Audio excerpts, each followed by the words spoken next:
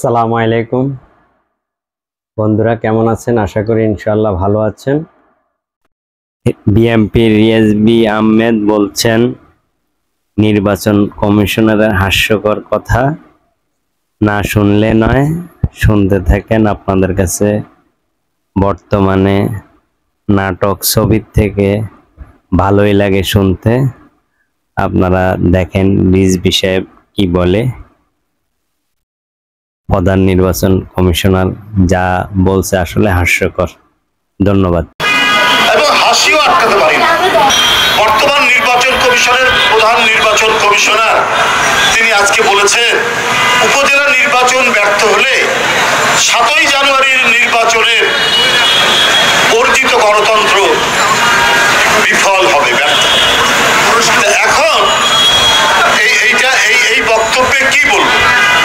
এখন ধরেন চোর যদি গৃহস্থের সম্পদ টাকা পয়সার জন্য উদ্বেগ প্রকাশ করে, ছিচকে চোর সে যদি উদ্বেগ প্রকাশ করে এবং বিবৃতি দেয়, তাহলে মানুষ হাসবে না কাঁদবে? ব্যাংক ডাকাত যদি ব্যাংকের ভোল্টের টাকার জন্য উদ্বেগ প্রকাশ করে এবং তার নিরাপত্তার জন্য যদি স্টেটমেন্ট দেয়, তাহলে জনগণ কি ভাববে?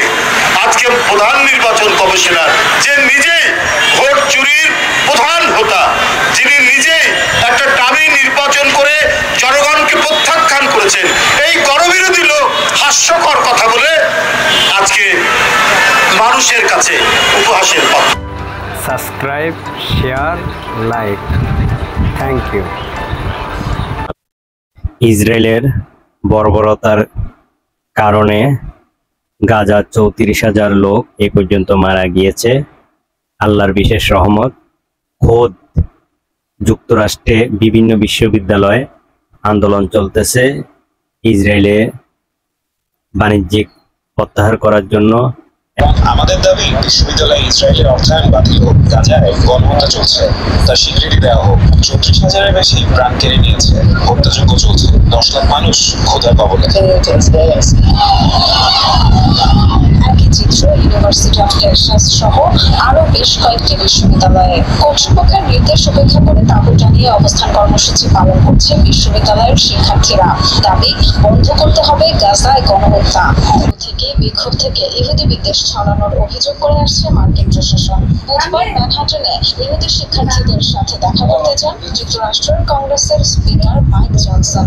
বিক্ষোভকারীদের ক্লাসে ফেরার আহ্বান জানান তিনি। অবশ্য পরবর্তীতে সাধারণ শিক্ষার্থীদের তোপের মুখে পড়তে হয় তাকে। শিক্ষার্থীদের প্রতি আমার বার্তা, এসব কাণ্ডের কাজ বন্ধ করে ক্লাসে ফিরে যান। ইহুদি শিক্ষার্থীদের বলবো, আপনারা দেশের যেখানেই থাকুন, আপনাদের নিরাপত্তা নিশ্চিতের সর্বোচ্চ ব্যবস্থা নেওয়া হবে। সবার মধ্যে শিক্ষা প্রতিষ্ঠানে যেতে পারবেন।